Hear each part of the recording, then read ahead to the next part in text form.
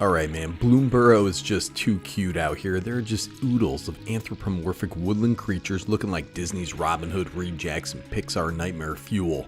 Let's check one out, the infamous Cruelclaw. Look at this beautiful guy, he's even got little boots out there. So this is one black and a red legendary creature, weasel mercenary. It's a 3/3 with menace. Whenever the infamous Cruelclaw deals combat damage to a player, exile cards from the top of your library until you exile a non-land card. You may cast that card by discarding a card rather than paying its mana cost.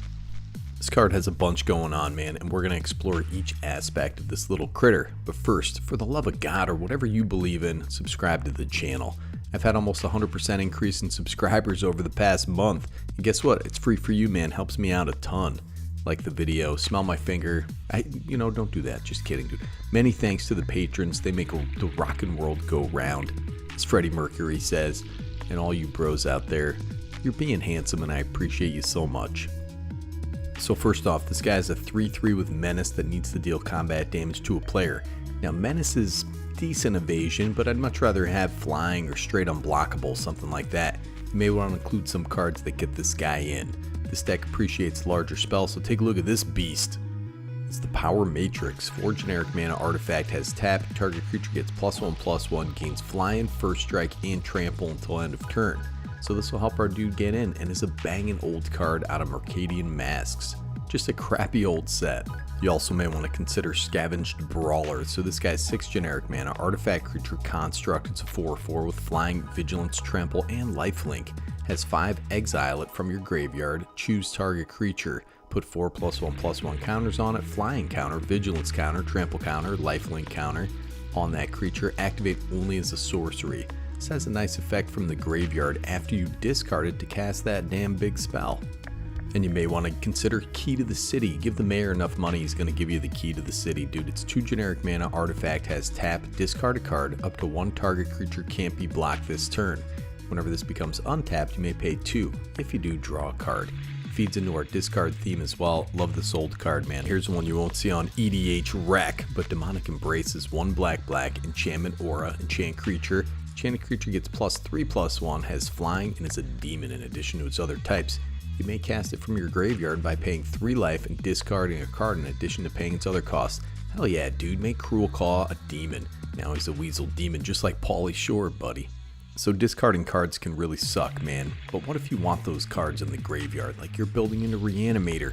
Reanimate large creatures with even larger spells like Fated Return. 4 black for an instant. Put target creature card from a graveyard onto the battlefield under your control. Gains indestructible. It's your turn, scry 2. Casting this off the top is nice, but that brings up scry as a means for top deck manipulation. This deck wants lots of scry. You want to include as many incidental instances of scry as you can. You probably want a brainstorm type effect, but we aren't in blue.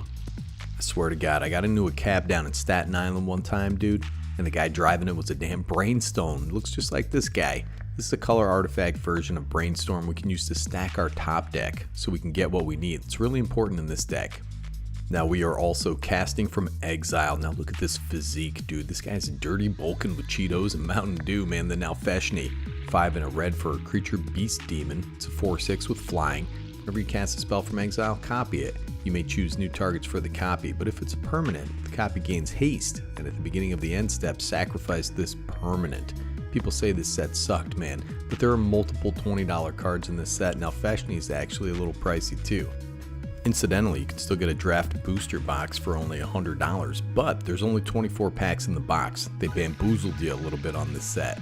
But we also have the Passionate Archaeologist out there, 1 in a red, legendary enchantment. Background, commander creatures you own have whenever you cast a spell from exile, this creature deals damage equal to that spell's mana value to target opponent. And this is 1 in a red, man, not bad. Fantastic weaponization of big mana spells you cast off the top. Then we have the Keeper of Secrets. So this is 5 in a red, a creature demon. It's a 6/4 with first strike and haste. Has the Symphony of Pain, dude. Of course, all your ex-girlfriends have the Symphony of Pain. Whenever you cast a spell from anywhere other than your hand, Keeper of Secrets deals damage equal to that spell's mana value to target opponent. To look upon one is to surrender every last shred of self-will. Pretty good card to cast off the top. Looks like David Bowie a little bit. RIP. Look at this flaming dude out here. The Tyrannosaurus 5 red creature dinosaur. It's a 5/5 with menace. Has paradox. Whenever you cast a spell from anywhere other than your hand, this thing deals 3 damage to any target, then put a +1/+1 counter on it. When it dies, it deals damage equal to its power to each opponent. This guy is even better, dude, having menace and 142 abilities printed right on the damn card. Now, don't forget, we do have to discard these cards to cheat these big spells out. There are some madness cards that are worth looking at, you know, the old big game hunter, that's a classic, but check out this guy, the Shadow Grange Archfiend. 6 and a black, creature demon, it's an 8/4. When it enters, each opponent sacrifices a creature with the greatest power among creatures they control.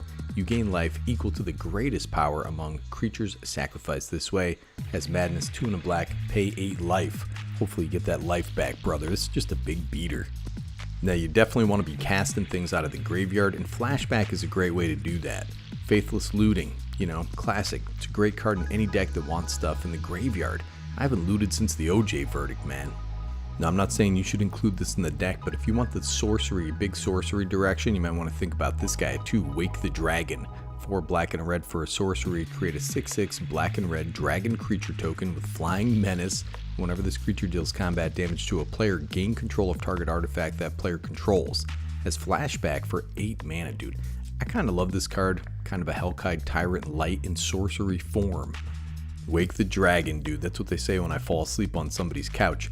And another sleeper in this deck, and in general, is this banger from Commander 2019, Chainer Nightmare Adept. This guy has 2 black and a red, legendary creature, human minion. It's a 3/2.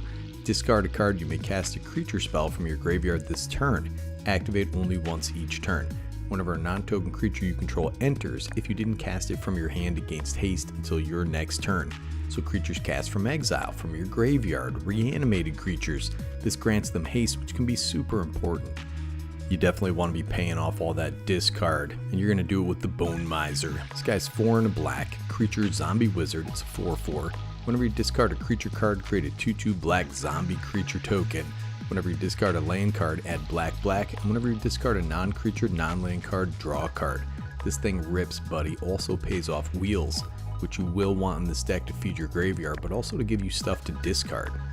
But before we get into wheels, I just want you to look into this guy, the Containment Construct. 2 generic mana, artifact creature construct, it's a 2/1. Whenever you discard a card, you may exile that card from your graveyard. If you do, you may play that card this turn. These guys are automated units that are deployed to stabilize merge sites deemed too dangerous for even trained intercessors. What a bunch of gobbledygook. Now take a look at this guy. The Dragon Mage is 5 red, creature, dragon wizard, it's a 5/5 with flying. Whenever this guy deals combat damage to a player, you just wheel, buddy. Everybody wheels.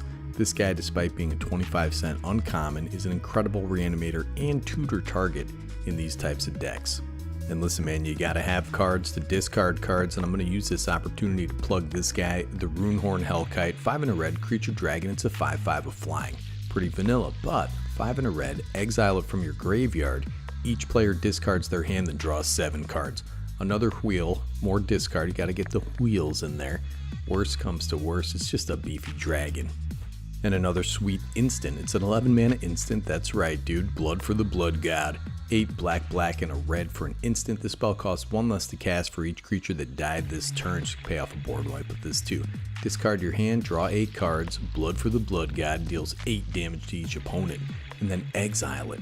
Weird art on this card, man. That's the symbol of Korn, not the band from the early 2000s, dude. They got a murder from 40k. 40k also gave us some excellent unearthed creatures. Well, actually not that many good ones. This guy's not bad. The Canoptek Tomb Sentinel, 4 generic mana artifact creature insect. It's a 4/3 with vigilance, but he's got that exile cannon. When he enters from a graveyard, exile up to 1 target non-land permanent and has unearthed for 7. There aren't really too many good unearthed creatures, unfortunately, but people do seem to love this guy.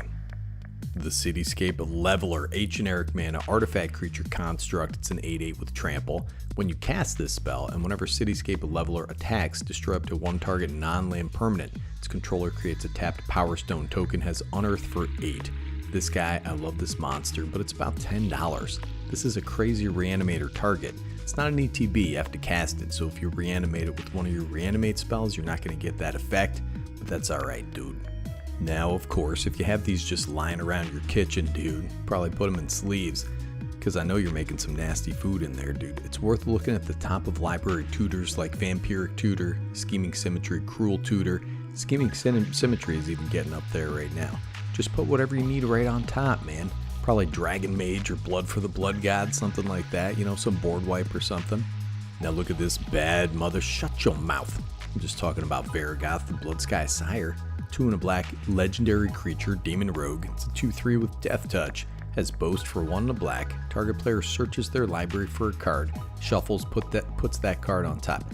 Now this guy is wading through a river of fire and blood to bring death to Bredegard. Listen, man, I just want him to bring over a little loaf of banana bread.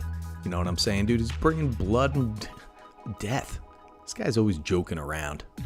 And you have this classic commander card, all around top deck manipulation, engine, scroll rack. 2 generic mana artifact, has 1 on tap. Exile any number of cards from your hand face down. Put that many cards from the top of your library into your hand. And look at the exiled cards, put them on top of your library in any order. Pretty nice, man. You know, but how about Witch's Cottage? You ever think about Witch's Cottage, dude? Don't go in there. She's got stew in there that's actually pretty good. You're never gonna leave. Anyways, man, lots of ways to go here. When I look at a creature like this, I try to provide you some cards that maybe won't be in every damn video you've already watched on this commander, and to really dissect the abilities, man, because that's what the patrons want. That's what they need, brother. Many thanks to the patrons, and that's better commander, dude. Or, you know, it's a meme deck, just run Worldfire 99 lands. You know, real funny, dude. You just lost all your friends, dude. You just lost all your credibility, brother. Cruelclaw would definitely be built with just big mana spells too. It's fairly versatile. You can build them that way. I mocked up a deck list. I mean, warning, it's not a cheap one, but check it out. It's not bad, man. I love all you guys. Nikki G, better commander, signing off.